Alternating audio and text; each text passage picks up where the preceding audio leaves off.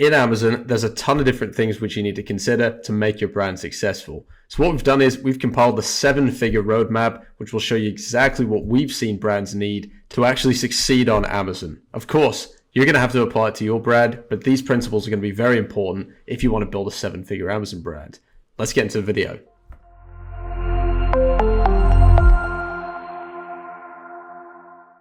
Now, if you want to hit 7 figures a year or even 7 figures a month, you're going to need to do a bunch of different things. It's not going to be as easy as listing your product, getting the reviews and pushing the PPC. You need to work on your product and work on getting it to the potential that it should be at.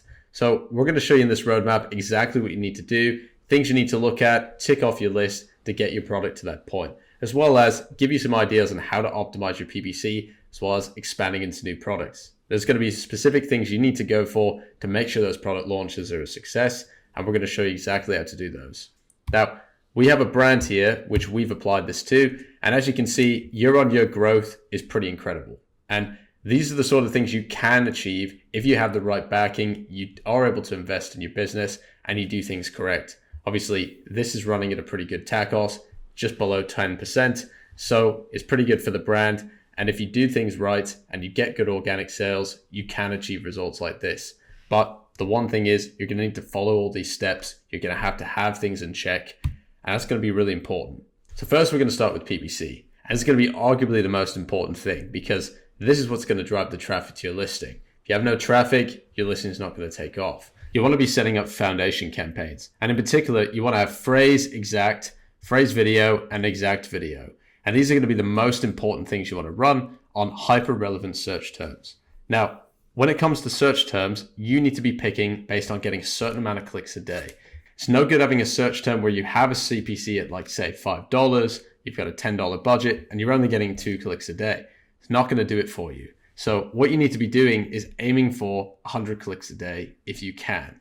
Of course, depending on your product, that could be expensive. It's important that you make sure you're getting a certain amount of exposure so you have the time to get the data and you have the time to convert. If you're not doing this, or you're spread too thin on the PPC, for example, you have a budget of $10, you've got that spread across 30 keywords, that's not going to give very much budget to each keyword, which means there's no point in even running that test. Just going to be a waste of money because it's not going to give you the data you need. Running PPC is about getting data and also taking action on the data.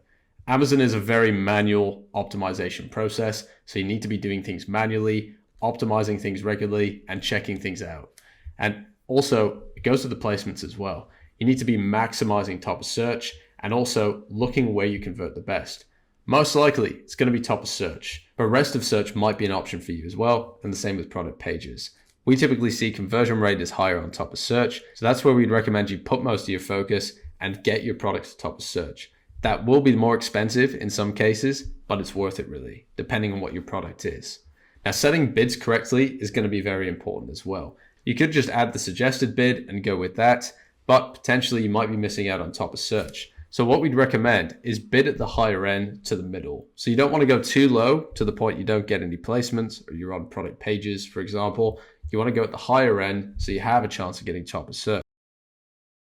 As well as your bids in the right place should get you that placement that you need. So if you say have middle of the road suggested bid, for example, you might want high top of search so you get that placement you want.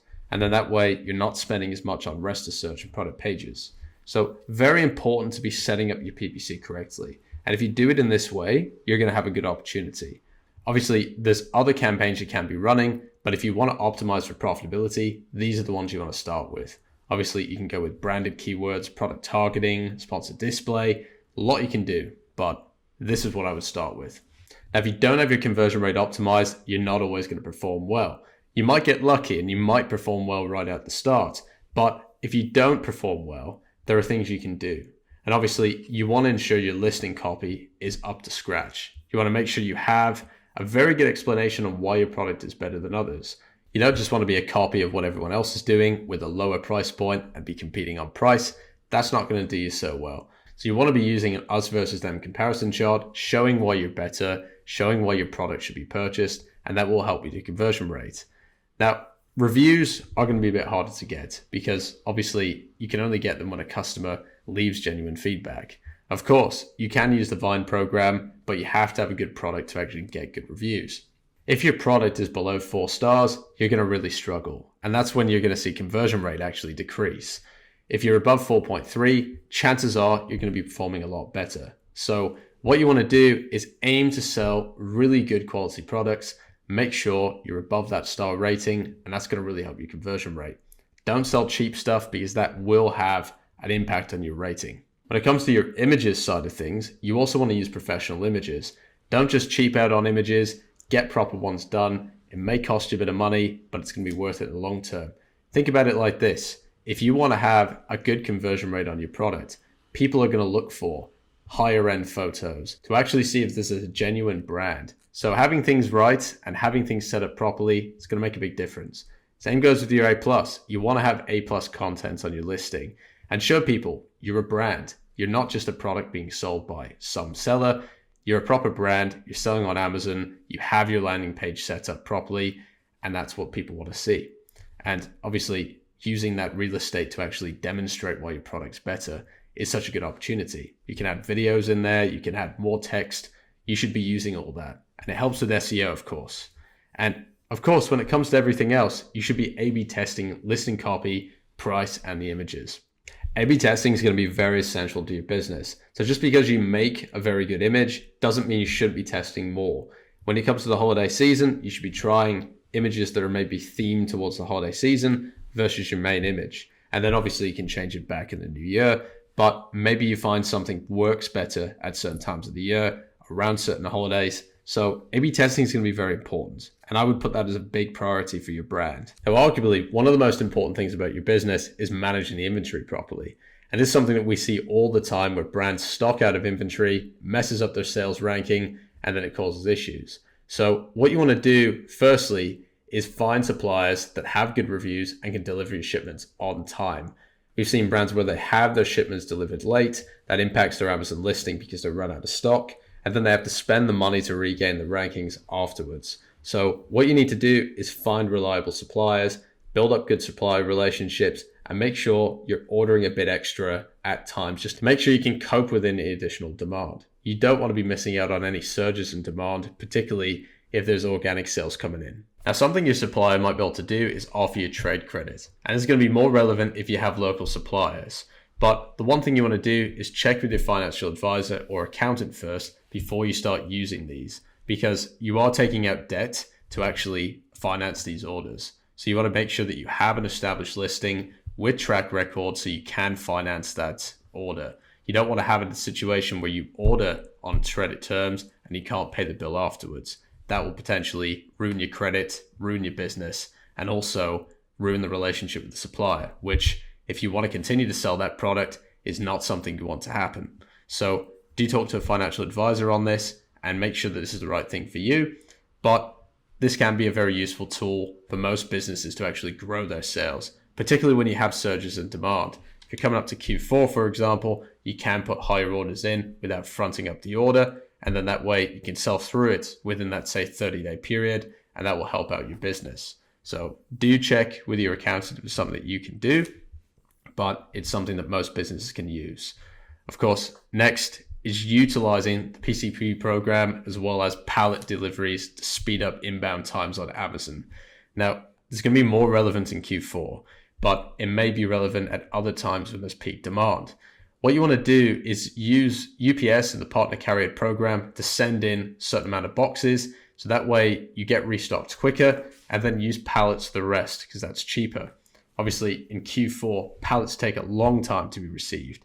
They'll be sitting on the loading dock. They won't be received by Amazon. So having some boxes go by UPS, it's going to be a lot quicker. So this is a hack you can use to make your shipments more efficient and get restocked quicker.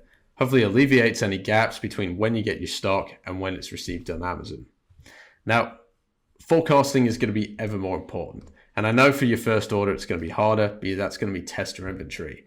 But what you should be using is the category insights and looking at the sales data to make those forecasts as accurate as possible. You don't want to have a situation where you make a forecast, you've overdone it or you've underdone it, and you run out of stock or you're left with tons. You need to try and make a very accurate forecast based on what your market share could be, and then order according to that, and also according to when the next shipment can come in. You want to make sure that you aren't running out of stock. And if you need to, you can obviously adjust the PPC down if the sales demand exceeds what your forecast is, but it's going to be more of a danger if you overdo it on the forecast. So use category insights on Amazon, get a good idea on how many sales and units are being sold every year in your category, and then do some pretty good estimating on how much you can sell. Doesn't hurt to get it a bit wrong. You're going to figure things out as you go along, but you need to do a forecast. And that's going to be very important for new brands that want to scale on Amazon to 7 figures. Now, before we get to the next part, don't forget to subscribe to the channel. You won't want to miss out on what up and coming Amazon PPC and FBA videos are coming out, as well as the content we've uploaded in the past. We've got tons of free resources there for you, so don't forget to subscribe and stay up to date on everything Amazon PPC and FBA. Now, when it comes to actually establishing a listing, you're going to be looking at a few different things. It's going to be about how much organic versus PPC there is. And as you can see, when it comes to a 50-50 strategy, that's typically pretty healthy. So having enough PPC to come in and enough organic that it brings down the average CPC, the average cost per order, to make it at a profitable level. And of course, it's going to be different for every product. Maybe it's 60-40, maybe it's 70-30, but you don't want to have it that you're relying 70% organic, 30% PPC. You need to have some room to push on the PPC to continue to grow. So those are the things, though, that you need to be looking at. What equilibrium price do you need to sell at to have that 50-50 organic versus PPC? And what you can do is spend on each main keyword with the objective to rank to page 1. So look at what keywords you want to do that for. And you need to have your SEO and conversion rate optimized. SEO is going to be very important for indexing. So spending on those keywords will be key, and keeping some form of spend to maintain rankings. If you pull back spend on some of these keywords, potentially you'll start to lose ranking. If people start outbidding what your organic listing is, and then they convert better. So there's a few factors there. So having some form of spend on your main keywords is important. And I would look at running 2 to 3 week testing periods. And obviously you want to optimize every week, but say, for example, you want to rank to the top of page 1. You're going to then run a specific single keyword campaign for that keyword. You want to run that for 2 to 3 weeks, log the data as you go along, see that that's happening, you're getting the results you want, and see how that performance is. Because obviously, if you run that for a week, you might have demand spike or it might go down. 3 weeks is going to give you a good idea. Can you actually achieve that ranking or not? Potentially, you need to look at how to improve the conversion. You need to drop the price, or you need to work on your review rating. It's going to be a lot of different things there. So other thing that you can do to improve conversion rate is cut back on keywords that have a low conversion rate. So you want to focus on keywords that do have a very good conversion rate. So cutting these down can improve your ranking ability because you're getting rid of that spend, reallocating it to good keywords, and then that will give you the boost that you need. So getting rid of those keywords is going to be ever more important. And what you want to do as well is aim to maintain rankings on page 1 by using a PPC, coupons, and price discounts strategy. So you want to keep the PPC going, but if you want to improve conversion more, you can either put a coupon on the product or put price discounts in place to increase the conversion rate and increase the momentum. So PPC is not the only tool in your arsenal. You can use other things as well, but obviously PPC is something you need to keep running just to maintain your competitive advantage, particularly in top search. And most importantly, for getting to a 7-figure level, you need to keep expanding the brand. You can't just have 1, 2, 3 products. You need to have more to actually get to that level. If you have one product that gets to 6 figures or 7 figures, brilliant. That's a good product. But you need more diversification in case one starts to have issues with profit. You've got another one to rely on. At first, what you want to do is select products that potentially could be a complementary product. And obviously keeping it under the same brand if you can. That way people can go on your listing, they can see another product as well. And that way you can be selling multiple products from the same brand. And that will help with the brand awareness, of course. So that's what I would start with. But if you can't find products that meet this criteria, then of course, set up a new brand, set up new products, and that's fine. But what you want to do is aim for a certain profit margin. You can never be too high on your profit margin. And of course, it needs to be realistic for the niche. So if you see that a lot of people have this profit margin, they're priced at a certain level, your COGS are ending up at a certain level, then potentially that could be something you look at. But you need to look at cost per click before you launch. What is the average conversion rate for the niche? What is the profit margin that people are typically having with the cost of good and the sale price? All of this is going to come into play. So you need to analyze what margin you would get, even with the PPC, because PPC will fluctuate. You might have a $1 cost per click. Now, 3 years down the line, you might have a $5 cost per click.